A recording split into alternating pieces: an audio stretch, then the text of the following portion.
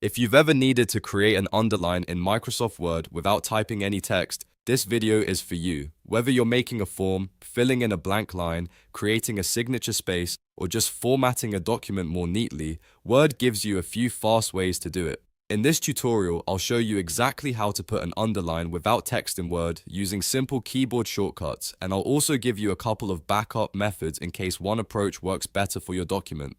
If this video helps you out, please hit the like button and subscribe for more quick Word tutorials. Alright, let's jump in.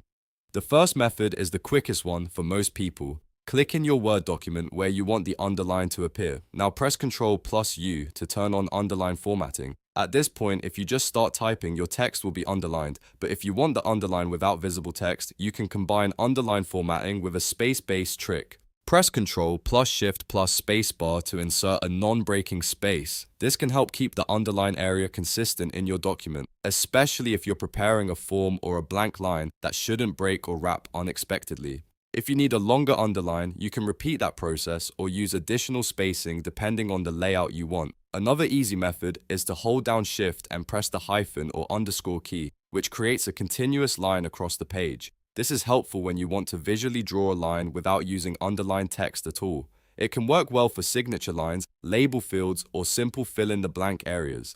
Just keep in mind that this is a typed line, so depending on your font and spacing, it may look slightly different from a true underline. A third method is to press Ctrl+U and then press Tab. This can create a fixed length line in certain situations, especially if your tab settings are configured to display underline formatting across the blank space. If it doesn't look right away, you may need to adjust your ruler, tab stops, or paragraph formatting. That's one reason it's good to know more than one method. If you're making a document that needs to look clean and professional, the best option depends on what you're trying to build. For short blanks, the underscore method is fast and easy. For form-style lines, underline formatting with spaces or tabs can give you a more polished result.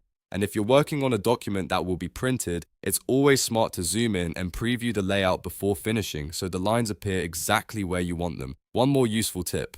If your underline disappears or looks uneven, check whether Word is auto-formatting the line or changing your spacing. Sometimes a small change in font size, paragraph spacing, or alignment can affect the way the underline looks. So if needed, try the method again on a fresh line and compare which result looks best. And if you want more quick, practical Word tips like this, make sure you subscribe because I post easy software tutorials that save you time every week. If this video helped, please give it a like so more people can find it too. Thanks for watching, and I'll see you in the next tutorial.